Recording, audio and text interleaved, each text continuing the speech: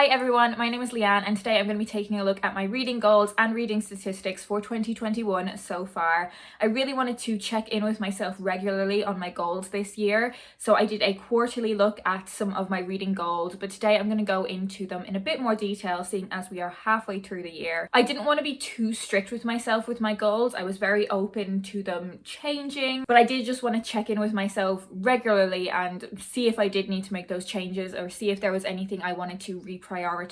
Normally I record my stats both physically and digitally, so I have a notebook that has all of my stats in it, but in the process of moving back to London I left that at my mom's house, so I don't know what I'm gonna do. I don't know whether I will get her to post it over to me or whether I will just catch up on recording my stats physically in that notebook when I'm back at home next, which might be Christmas, because it doesn't just have 2021 stats in it, it has last year's and I think the year before in it, so it's kind of something that I want to keep long term as a record. But I do feel very happy that I decided to record my stats digitally this year and have been okay at keeping up with it and keeping it up to date. So I'm just going to be looking at everything from January to the end of June. I'm not going to be taking into consideration anything I have read at the start of July. We're like almost 2 weeks into July now. So from the start of January to the end of June, I read 92 books, which is fantastic. I'm really happy about that. I think that means that I will reach my goal of reading 100 books in a year this month. I always set my goal at 100 books, even though I'm gonna go past that. It feels very achievable to me, so it feels like, you know, something to really aim for, but something that isn't going to put pressure on me. You guys know that I have really wanted to get my physical TBR to below 100 books this year, and I managed to do that at the end of May. I managed to get it just below 100 books, but in June some books did come onto my physical TBR. So my physical TBR started at 126 books in January. I've read 92 books and today's TBR now stands at 105 books. So that does seem fairly likely that I will be back down below 100 books by the end of July. However, being back in London and also the things that I've got planned for this weekend probably means that I'm going to add some more books onto my TBR, so whoops. But I would just kind of like to maintain it around that number. I still want to try and strive towards keeping it below 100 books, and hopefully by the end of the year strive towards it being below 80 books. The total pages that I have read is 26,465, which is kind of staggering. I don't really pay much attention to page count, but it's an interesting number to look at. And the bulk of the books that I read fall in the 300 to 399 pages, so that's 35% of my reading is within that page count. 38 hours listening to audiobooks. So that means 10% of my reading was done through audio. 10% of my reading was also e-arcs, whether that is books that I've got from NetGalley or books that I read for work digitally. Then 21% of my reading was hardback and 60% of my reading is paperback. On the note of e-arcs, one of my goals was to get my NetGalley rating up. I haven't done that. I simply haven't. There are two things to blame for this. The first is me. I'm blame me. This is entirely within my control, so it's my fault. But also when I realized I was going to be moving back to London, I completely neglected anything that I had digitally, and I was like, right, I just need to start getting through my physical TBR. Another one of my goals in the lead up to knowing I would be eventually moving back to London was to read my trade paperbacks and hardbacks, because they took up more space. You know, when I was shipping things over with a courier, it was simpler to have lots of B format paperbacks. I did make a conscious effort to read my hardbacks and trade paperbacks, but there are still a few left, and that doesn't matter now because I'm in London, so who cares anymore. As for where I got my books from, 26% of my reading were books that I got from work, whether that is physical copies or digital ones. 35% of my reading were books that I had bought for myself. 8% of my reading was from NetGalley. 15% of my reading were books that I was sent by publishers that weren't the publishers that I work for. 10% of my reading was audiobooks, and 4% of my reading were books that I got as gifts.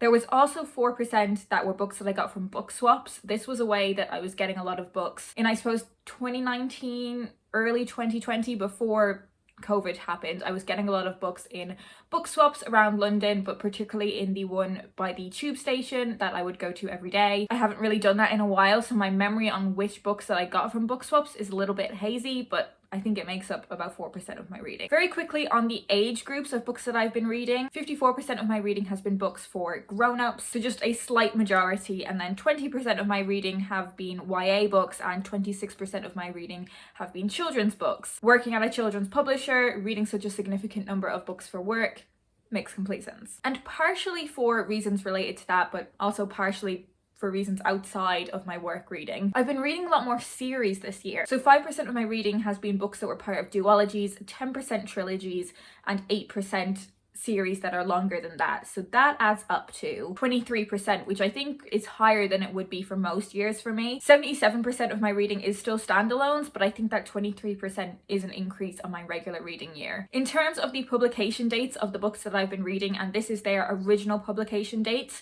so when I'm talking about classics, it's when they were originally published, not the particular edition that I read. So we've got 1% from the 19th century, 2% from 1900 to 1945, 5% from 45 to 99, 30% of my reading were books published between 2000 and 2018.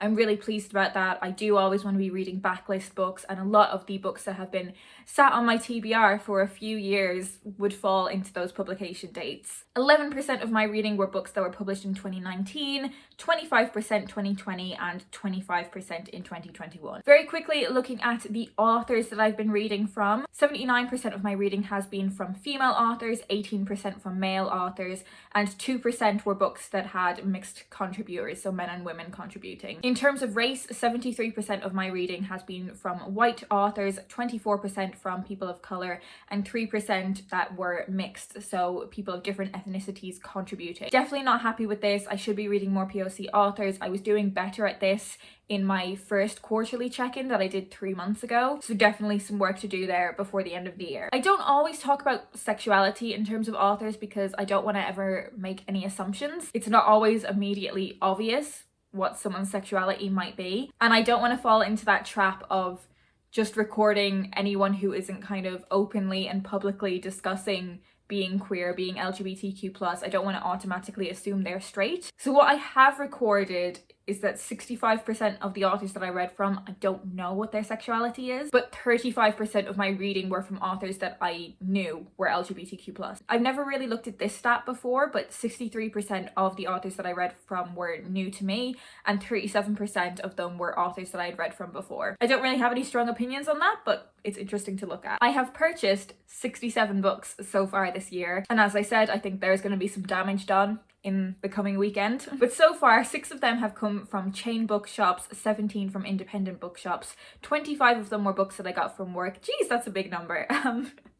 15 of them were from publishers that I don't work for that just sent me books, and 4 of them were gifts. And in terms of the books that I have purchased, gifted, got from work, 37 of those were books for grown-ups, 9 were YA books, and 21 were children's books. Okay, now let's look at some of the specific goals that I had for my reading. Beyond the statistics, I wanted to read 10 of my Penguin English Library books in 2021. I've read 1 of them. It was a really chunky one. I have only taken 5 of my Penguin English Library books to London with me. So I've decided I'm going to adapt this goal. I just want to read these 5.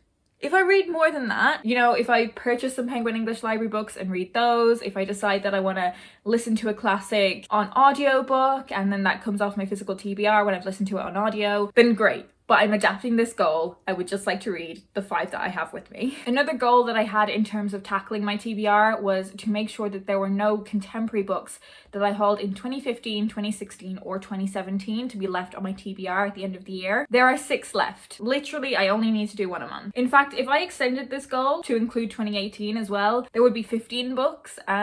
I also think that's manageable, but I really want this to be achievable. So 2015, 2016, and 2017. And then maybe the goal for next year can be 2018 and 2019. At the start of the year, I also said that I wanted to reread more, and so far I've only reread 4 books, and they were books that I read during Wilsathon, so they were, you know, childhood books that I was rereading. At the moment, all I have is my physical TBR with me. I don't have books that I've already read with me. So I don't think I'm going to do much rereading for the rest of the year unless I, you know, listen to some audiobooks of some old favourites. But I don't really care about that goal so much anymore. It's not something that I want to prioritise now. In terms of goals for the channel, I didn't have anything that I was too kind of like strict with myself on. I did want to do my Rainbow series, which has now come to an end, and I did want to continue my series on getting into publishing, which I have been doing little by little, and the next episode in that series is going to be about whether doing a publishing master's or a publishing degree is worth it. I also wanted to do more vlogs. I don't think I've done any vlogs since my last quarterly check-in. And that is it. That is my check-in of my reading of this year so far. A pretty mixed bag on terms of how I'm getting on with my goals, but I am trying to cut myself some slack because, you know, moving was a lot. This whole year has just been a lot. But I still feel like everything that I've set my mind to is achievable, and anything that I didn't think was achievable, I have now adapted. Let me know down in the comments if there was anything that you want to prioritize for the rest of your reading year, any goals that you have set yourself. Do you particularly care about reading stats? Is that something that interests you for your own reading? And if you don't have anything in particular you want to say, just leave me your favorite animal emoji so I know that you're here. That's all I'm going to talk about today. I hope you guys are doing well, and I will speak to you in my next video.